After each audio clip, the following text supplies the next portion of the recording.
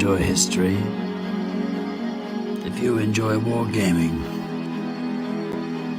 if you enjoy the tales of men which came before you, the death, the slaughter, the intrigue, the blasphemy, the holy grail, the blood, the love, the loss, the riches, the poor, the disease, the famine, then I implore that you must subscribe to the Alan Smith History of Wargaming podcast. New topics every week, new guests all the time. Subscribe. Hey everybody, we're back. We're live. So come on, get in the room. Come on, get in here.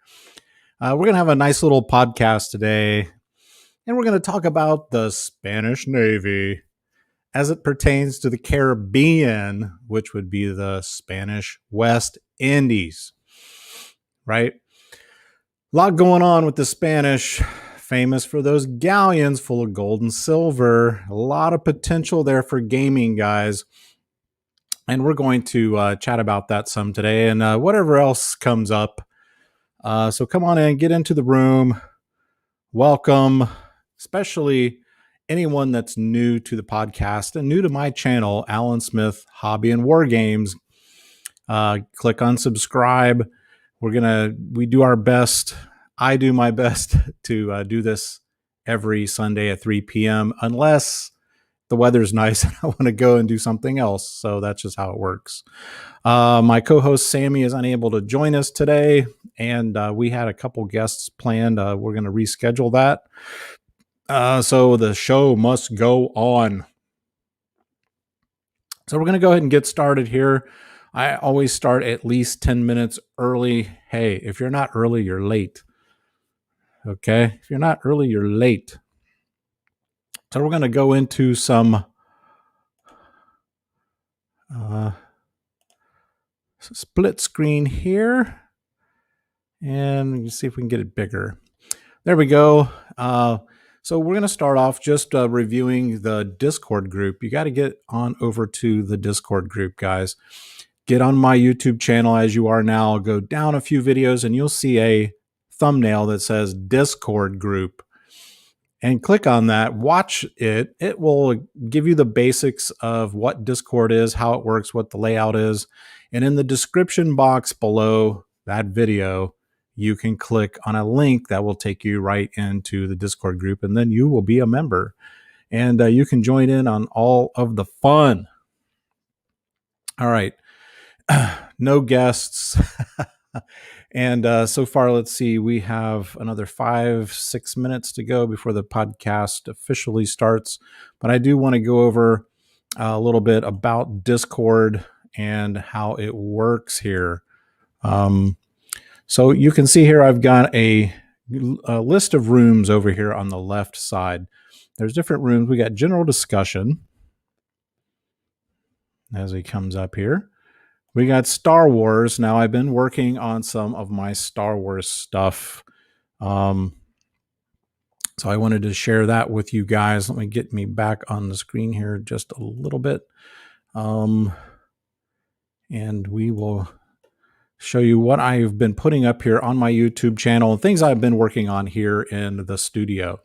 Lots of terrain building, a lot of terrain printing on my 3D printer, which is actually still printing right now. Cranking out those trees, guys, and it's going to be amazing. Once we get this Kashyyyk board up and running, I'm going to do a test battle for you, and it's going to be great. You can see here, guys, it's very similar to Facebook. This is much more secure. It's much more free. We don't have the goofball police pulling stuff down. But you can see here on this photo, the trees. Now, what I did work on this week also, guys, was bases. Now, let's see if I can go find my bases. These are just some other shots. I think I have those in my 3D printing room, guys. And I'll bring that up for you. You can see here the bases that actually come with this Thingiverse file. You can see how nice these bases are. I really like how they taper on the sides. And this is a new experiment for me also with my 3D printer, my Giddy 3D printer. Go and watch the video. I did a complete review on this printer. It's amazing. Thing is a workhorse, right? So I'm starting to print my train in black, PLA black. It takes a lot of product, a lot of airbrushing. I just did an entire batch today with a new video coming up here soon on my airbrush. So look for that. That should be up by this evening. And all I have to do with the black is just start doing some heavy dry brushing and then put my flocking or my whatever I want to put on the base. And that's going to be ready to go. What else? Here I have the link. You can get on our Discord group, guys. I've got the link. It takes you right to Thingiverse, and you can start printing these files. Some other things I've been working on, I actually base coated these in black earlier today. These were the shipping containers. They are amazing, nice and heavy, very substantial. The 3D printer has already paid for itself with all of the things that I have been working on. We got guys coming into the room. Thanks, guys. Welcome. And we'll keep going here. We're going to keep going through the Discord group for about another 4 minutes. We got all kinds of stuff going on here, guys. We've got American Civil War. Whatever your pleasure, we have it. But I highly encourage you guys, step outside of your comfort zone. You don't have to play every game system, but it is nice to see the other systems out there and the cool things guys are doing here in the group. We have a group of amazing creators that are coming into the group who are all stars as far as I'm concerned. We have John Eagles. He's one of the best painters out there. Tons and tons of experience, years of experience. A great resource for you younger guys who want to get tips and have someone look at your work. All you need is your cell phone. Click off some pictures, put them on the group. John, we have the Wizard. It just goes on and on. We have a whole list of guys here who have a depth of experience and are very versed in wargaming, right? And they'll be happy to help you out and give you some tips and some pointers. They also put up things you can see here. We have contributors to the group. These are some of the shots I clicked off of the box set, American Civil War Epic Battles, that we have here. And so going on down, we got American Revolution. We have the Wizard, Mr. Simon Drury. He is putting stuff up all the time. His work is amazing. He has a whole collection, a depth collection that is pretty astonishing. So here he put some stuff up from Sharp Practice. We're going to go on down to the painting and airbrush room, which is usually pretty active. I've been putting some of the projects you can see I was just talking about earlier today. I put some snaps up of my huts that I did with black. Now these come with your Star Wars starter box. And also I have the Clone Wars starter box I haven't even started on yet. But I took all of those barricades and painted them in black, and we'll come through with some various dry brushing. And my shipping containers, that's them. I did this nice little Imperial bunker, right? I got the Imperial bunker here. That thing, if you buy that, it's like $25. I printed it. I figured the PLA cost on this was probably $3, maybe less than $3. A spool of PLA is $24. Okay. Here's the tree. It's sitting over here. I've been printing these bases all weekend. I've got all the trees based now. I have 10 trees printed. I'm going to do at least 20. They're various sizes and shapes. Some have hollow spots where your miniatures can hide. So again, get on over to the Discord group, and I've got the file on there. All you have to do is click. It takes you right to Thingiverse. We got some Napoleonics, right? questions being answered. We have a couple of younger guys that are in the group that are getting helped out. This is what I'm talking about. Lone Wolf, Matt G. They're coming in, and Wizard is giving them help. Okay, he's giving them pointers. We got fantasy. We got fantasy posts. We got no sci-fi. No sci-fi. No sci-fi yet. I've been working on my 40K stuff, so that's really been going in the 40K room, as you'll see here. I got both of the new Ultramarine books and the Space Marine book in general. We even do movie recommendations in the group, guys. Movie recommendations. It is awesome. Don't forget hobby jams. I was throwing some hobby jams up yesterday as I was finishing out the day. We've had some crummy weather here in Ohio. It's been blustery and a little rainy, a little windy. So I've been in the studio working on projects. And then we go down to our podcast info. And this is where you can catch up on anything I put on here that's for upcoming podcasts, past podcasts. You get the idea. All right, we're going to go ahead and we are going to get the podcast officially started here, guys. And I'm going to put up our first segment of the Spanish Navy in the Caribbean. And here we go. The only thing I don't like about this StreamYard program, guys, is a lot of times I have to take too much time clicking around to get the screen up that I want. So here we go. This is what we're talking about, guys. This is the area. A lot of guys have not ever been to the Caribbean. They get confused. They think it's just the Bahamas. Right? It's not just the Bahamas, guys. We have a pretty large area. We're going to go up here to the big screen, and I will walk you through it. In terms of the Spanish. Now, here's the thing with the Spanish, guys. They were not interested in these little piddly little islands down here we went over last week with the French Navy. You got Guadeloupe, Martinique. Those were the two main islands that the French were interested in. And the Spanish they want the big stuff, since they really are the ones through Christopher Columbus that really landed on Cuba, right? Here's Cuba. And we got Cuba is really the center of the Spanish controlled areas at the time, going back to 1492, the late 15th century. Now, as time went on, guys, we have the Spanish really dominating all of the large coastal areas of what we would call Mexico now, Honduras, Guatemala, Nicaragua. And like I said, the Spanish were interested in the large land areas, right? They were after riches. They wanted gold. They wanted silver. They had heard stories when they had gotten to Cuba, Hispaniola, they called it. They've heard the stories about the gold, and they seen the gold on the Indians and the things that they'd made, and they knew it existed, and they wanted to find that gold and silver, and they did. They were really involved with that, as many of you know. Now, as we've mentioned, as we've gone through the British Navy in the Caribbean, we've talked about the French Navy in the Caribbean, and just their colonies in general. There were also a lot of other things that the colonists were interested in.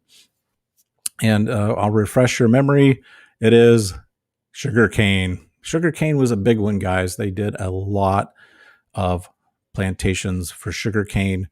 They also had other types of spices. There was the breadfruit, coconuts, things that were considered very exotic and in high demand, either up in the American colonies just to the north, and also across the Great Pond over to Europe. And we're talking a big return on investment here. So we have this going on, and it was pretty amazing. There's a lot you can do here. Now, the next part of this we're going to do, I'm going to share another tidbit here with you that we can roll into our wargaming, guys. And this is what I found was pretty interesting. Now, here we have Wikipedia. It's the Spanish West Indies. And I want you to look right here where we're talking here. It's change of sovereignty or independence right here. Now, this is where we can have some nice ship battles with Black Seas. So don't forget, guys, Black Seas. If you don't have it, get it. Get the Master and Commander starter box. You'll love it. Amazing rules. I love it. But here's what we can do with this whole thing, guys, as wargamers. You see here it says the Bay Islands were ceded to England in 1643. And then later, as you know, around the Civil War period here in the U.S., it was given to Honduras. But you can see here they were fighting over these little colonies for at least 200 years. So we have all kinds of ship battles that could have gone on fighting over these little islands that you can create scenarios. You can also, like we've talked about in previous podcasts, you can do these scenarios where you have land actions, where you can come on these islands. You can do your 28 mil. You can have an action with pirates where the pirates are basically taking the Spanish gold from a small fortification, and then the pirates get back on their ships.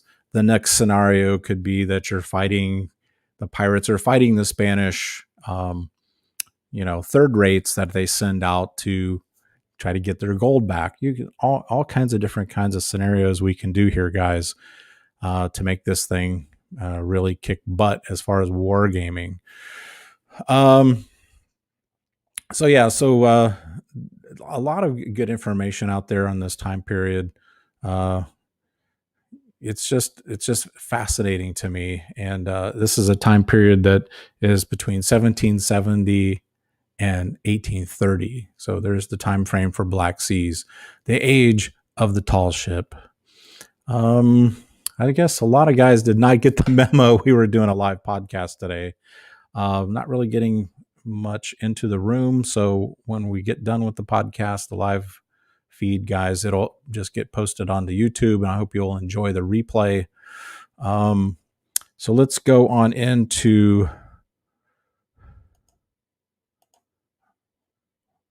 what we're talking about here with the Spanish ships. We've got Warlord Games. Okay.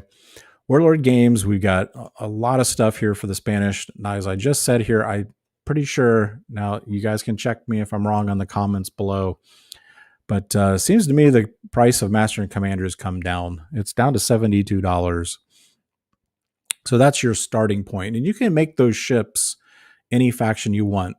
I broke them up into 3 factions when I did my box set. I did French, I did British, and I did some pirates, okay, or privateers, right? So you can do that any way you want. You can see here on this Black Sea Squadron encounters, you've got the English, the French, and the Spanish flags come with the kit, right? So you've got all these things that you can build for Spanish. We got a flotilla box sets here, $86, and it's actually going to include some American flags, so you can start building some American ships. Now we're planning May 29th, a big battle here in the gaming hall. It's going to be Black Seas. Right now it's myself and Paul, our one of our favorite players, Paul. He's going to be bringing Americans, so it's going to be interesting. I think I'm going to play British, and I'll go up against his Americans, and it's going to be a 12-foot board, guys, 12 foot. And I'll give a little hint that has something to do with a coastal installation and a coastal model I'm working on. Might want to tune in for that. So here we got our third-rate squadron. I have a box set of third-rate squadron over here. Probably going to be British. We got frigates and brigs for $29. And on down, they're giving some deals. This is a big box. It says our fleet battle sets for each navy include the Master and Commander starter set, the starter fleet box for the appropriate navy, and a venerable vessel of a legend to lead the fleet, in addition to the beautifully detailed miniatures. Okay. We got the Spanish battle line for 192. That's just all Spanish ships. And then you can start getting down into the first rates. I've got several first rates over here I'm getting ready to start on. And another nice thing that Warlord has done for years now, and that is they will, in terms of the Spanish, this one is sold out currently, but you can still get on here and you could order these paints individually from other vendors out there. So you at least know the color scheme and you have the right color shades, to use on your Spanish ships. You got a Black Sea scenery pack. I really don't need this since I have my 3D printer now. I can print a lot of this stuff. But if you're not into 3D printing, you don't have access to one, here you go. You can get this 43 US dollars. And you're good. What is Al drinking today, guys? Well, we have a nice local bouquet here of a nice local vineyard just south of us here. And it's really nice stuff. It's called Wild Berry. I thought this was kind of cool. I'm pretty sure I've seen something like this on Thingiverse that we can print, that I can print. You got extra sails if you need them, rat lines if you need them. This would be good to pick up. I'm thinking about getting it, but it's currently sold out. I might look for it on eBay. Napoleonic Naval Armaments, 1792 to 1815. That would be a good read and something good to keep in the book collection. Now we're coming down here to the first rates. Now they're a little more expensive, but they're part metal, part resin. They're nice heavy ships, and these things are the aircraft carriers of their day, right? So one of the thoughts I had when I get my British first rates done to incorporate in the May 29th Black Seas game is I will be sailing these suckers up and down the middle looking for victims. They have a shallow turn radius or turn arc, as it were, and they're obviously slower ships. So you're not going to be doing a whole lot of maneuvering. So my thought was just sailing up and down looking for victims to unload all of my guns onto. Schooners, definitely want to pick up some schooners. That's what really I should be using for my pirates. Let's go ahead and let's click on those. These would make great privateer ships. It looks like we got an issue with their website. But you can see here we've got really very close to a sloop. You could really pass these off as a twin-masted sloop, which is really what a lot of the privateers preferred to use, right? So yeah, those would be really nice to have as part of the collection. Let's go back. We can go. Oh, nice job on the website there. So there's your schooner squadron. It looks like it's not going to let me back to where we were, guys. Let's go back to Spanish Fleet. All right, we're back to Spanish Fleet. And let's go all the way down and make sure we've covered just about everything that's available for your Spanish. I know John Eagles was working on a lot of Spanish ships that he was finishing up. And we'll get back to here. Hey, Wargaming with Gary. Hey, what's up, man? Good to see you. Not getting a lot of activity tonight. The weather must be really good over there in the UK, Gary, because I hear there's a lot of barbecuing going on over there. In fact, we're having a barbecue, my wife and I, for dinner. Just barbecued chicken, corn on the cob, and canned green beans from our garden from last summer. Yeah. So yeah, shout out to all you guys over in the UK. I hear the lockdowns are going to be starting to be phased out. And I heard there's a lot of folks over there are just really getting tired of it and want to get life back to normal, right? So I'm saying a prayer for all you guys in UK and Europe that we'll see some common sense prevail. I really don't think the numbers are adding up like they thought it would, but that's for other fish to fry. So yeah, we've got. basically everything I've gone over. We're only 15 minutes into the podcast.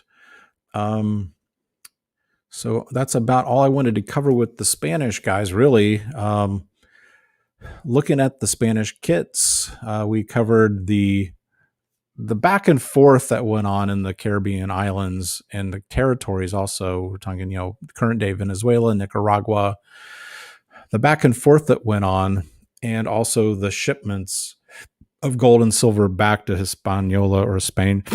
And this is another scenario you could play out.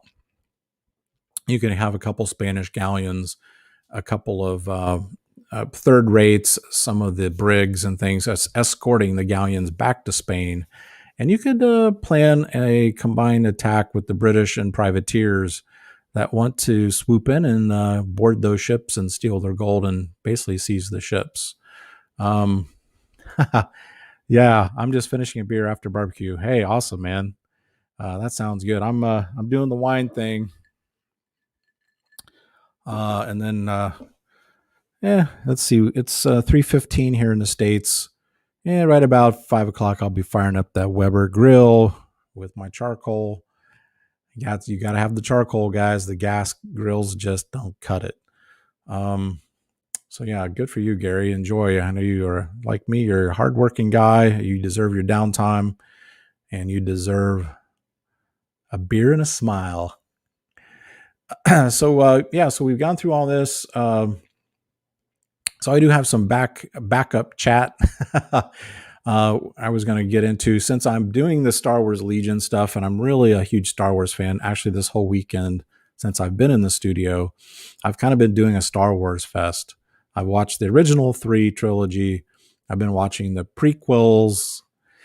And then once we start murking into the other movies, we'll call them the others. Not a huge fan. Sorry, just not a huge fan. I haven't even purchased them, right? Every other Star Wars movie I have, all the new ones I have not even purchased. And I usually get them through Amazon so I can watch them on my Amazon Prime.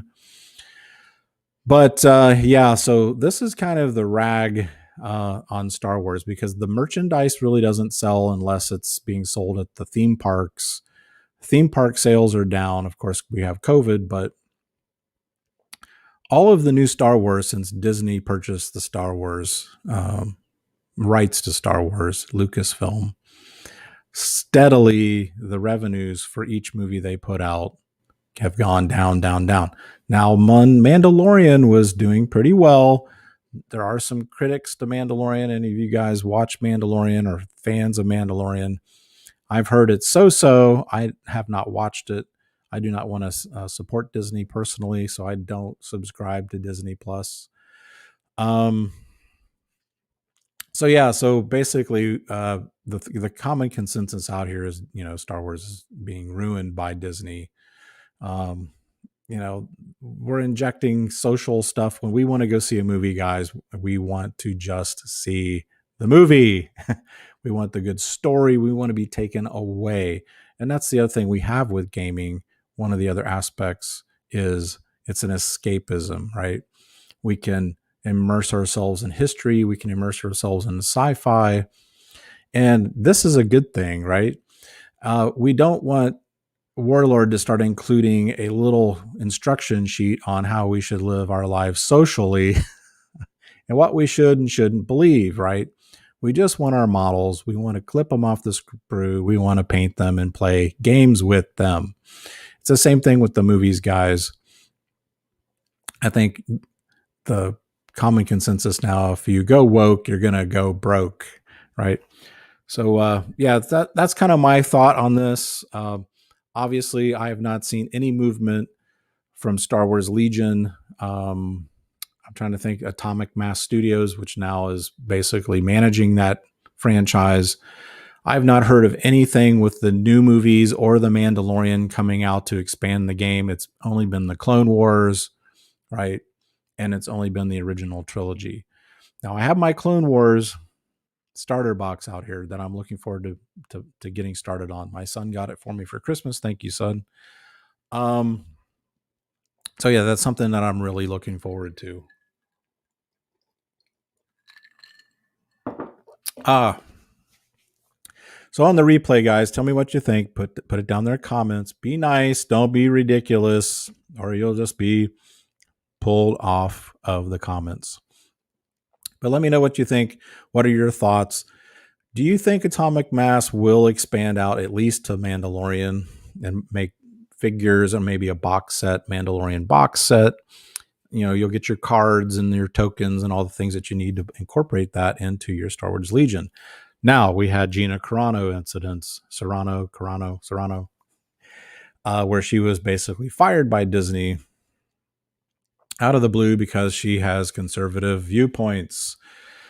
And she basically called out the community, the world community, for being little snitches and little tattletales and compared them to German citizens pre-World War II that were snitching out their neighbors and saying things like, I think the little old lady across the street who I've been friends with for years, I think I heard her say once that her grandfather was Jewish, right? Oh, we should probably call the ministry and report her, right? That's the point. Guys, we don't need snitches. If you see a friend going on lockdown into another friend's house, keep it to yourself. If they're not coming into your house, they're not going to get you sick, right? They're not going to get you sick. And I think a good policy is just, mind your own business, right? Mind your own business. I always have believed if you're spending your time paying attention to what everyone else is doing, you're probably not have enough constructive things to do in your own life, right? I have better things to do than keep an eye on what my neighbors are doing, right? When we moved out in the country almost 20 years ago, we were one of the only houses on the street besides our neighbor farmer, right? And as more have moved out of the big city, which is what's going on over here in the US, guys, they're fleeing. I mean, people are pouring out of the cities. They're getting out of them and they're going out into the country. It's kind of a nice thing to see, guys, where these towns that kind of died after the railroads went out of business, the passenger trains, a lot of them in the countryside here in the US, with the introduction of the automobile, it was just more convenient for people to drive cars. So a lot of these little towns that once were thriving little towns, people left the little towns and went to the big cities. And now we are really seeing a reversal of that and a renaissance in the small town like I live in. We have a nice sized college here in our town, and we have a decent sized little town. It's a historic town, Delaware, Ohio. Birthplace of Rutherford B. Hayes. He was a terrible president. I don't know why they have to put his statue up in the middle of town, but there you have it. We are named after the Delaware Indians. We also had the Mingos, the Shawnee, the usual non-Iroquois tribes in this area of the state and most of the state of Ohio. So it's really cool. There's a Mingo Park we have right near downtown. It's a beautiful trail. It's right on the Olentangy River, which is a famous river here. And it's named after the Mingo village that was once in the park. So pretty cool. We have a lot of Indian lore in the state of Ohio, a lot of forests, just a beautiful state. Great state to grow up in, a great state to live in, a great place to make a living and raise kids. But we're seeing people moving out here. When we first moved to Delaware almost 20 years ago, we were closer to the city. We were in what we call a suburb of Columbus, Ohio. And we first moved up here, there was really only two restaurants in town, Hamburger Inn and Buns, which had been here since, I don't know, the 20s, maybe the 10s. So we always had to drive south closer to where we used to live to find more upscale restaurants to go to and stuff. So yeah, so now we've got brew pubs. We got, I don't know, 4 or 5 brew pubs. We have more pizza places. We have more nicer restaurants. 1808 is an upscale restaurant. We've had several upscale restaurants come into town. And we find that the old historic homes and things that are there closer to downtown are, people are coming out here, they're buying them and they're fixing them up the way they used to be. And it's nice to see people fleeing the big cities for the smaller towns. Yes, we have more neighbors. Yes, we have a little bit more traffic, but I like seeing people coming out here. It's more of an independent minded type person. They come out like me, build a big building. Either they have a small business, or they want to have horses, or they want to have chickens, a nice garden. We've done a garden and an orchard. And it's really nice to see that, this independent spirit that's really going to start to clash with those in the cities who really want the government to provide most things for them, which is really sad. I think it's a great feeling to know we have plenty of food in the pantry. We're here in about another week. I've already looked into renting our tiller to get our garden started. We've got some new techniques we're going to try in the garden. So what does this have to do with wargaming? It has everything to do with wargaming, actually. It's nice to be able to have a hobby on the side and be independent, and someone not tell you you can't play Germans because they're naughty, and we don't want to think about that. We want to honor history. We want to remember history so we don't repeat history. And we want to be independent people. Yes, I will stand up for my neighbors. Yes, I will help my neighbors. But I can't help my neighbors if I can't help myself, right? That's the thought. And as being independent people, we should be able to do what we want for the most part. And if I want to play war games, damn it, and I want to have Nazi flags on my German tanks, well, by God, that's what I'm going to do, including my Confederates. And I know Gary's been making some really sweet 28 mil Confederates. He's been posting on YouTube. We need to have that Confederate flag on there because that's part of it. That's part of it. So, yeah, so that's basically what we're seeing over here in the U.S. I hope that this kind of thing trends in other countries where we see a resurgence of people planting a garden. God, it's such a great feeling going out and picking your own vegetables. My wife 4 or 5 years ago started learning to cans. We have canned vegetables tonight. We're having canned green beans from our garden from last year. And as soon as you open that can, it smells like summer last year. You can smell the sun. You can smell the fresh green beans. It's a great feeling. It's a very empowering feeling knowing that we are out here in the country in the peace, and we're self-reliant for the most part. And I made a place that we can war game, right? So yeah, I'm going to wrap up the show, guys. That's about all I wanted to ramble about. Spanish Navy, great thing to build for Black Seas. If you haven't checked out Black Seas, I'm going to say it again. Get on Warlord's website or get online. Noble Knight Games sells it. You can get it on Amazon and get your starter set. They're fun ships to build, guys. They're amazing to play with. And we're going to have more of that content coming up here on the channel.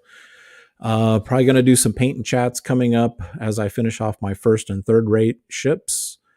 So look forward to that coming up on the channel. Once I get my Kashyyyk Star Wars Legion thing straightened out here, we'll start getting things lined up and put on the table in the gaming hall. My 12-foot mats, my Caribbean Sea mats. I'm excited to get those out. Deep Cut Studio, based in Lithuania. Give them a shout. You can design your own mats. The mats I purchased, the 2 mats, 6-foot mats I purchased, 6x4s, you can double side them. So you have one content on one and then flip it over. It's a good bang for the buck. And it's very versatile that way. Looking at getting back on Deep Cut Studios this coming week. I think we're going to have a rainy day this week. I won't be out in the field, but I've got to start eyeballing a double-sided mat for Warhammer, more of a sci-fi, city sci-fi scene on my mat so that once I get my Necrons done over here, we can start doing some test battling with the new Warhammer 40K from my Indominus box. So that's other things to look forward to here on the channel. But those of you that did come to the channel today, I appreciate it. Thanks, Wargaming with Gary. Get on his YouTube. He has some excellent things that he works on, and he is also working on his own personal man cave. Hats off to you there, Gary. My thoughts are with you on that project. I think it's an awesome thing, and you're going to really enjoy it. It'll be worth every minute of the work. So with that, I bid adieu. Here as a Sunday, I'm going to finish editing a video for you guys. I'll be posting here a little later, and it's on how to clean your airbrush properly, and at least what I do when I clean my airbrush. Very important. If you don't have an airbrush, guys, it pays for itself. It's a one-time investment for the most part. You don't have to keep buying those aerosol cans and putting up with all those fumes that your wife complains about or your significant other complains about, right? That's the other thing to think about. And it pays for itself by the time you stop buying the aerosols.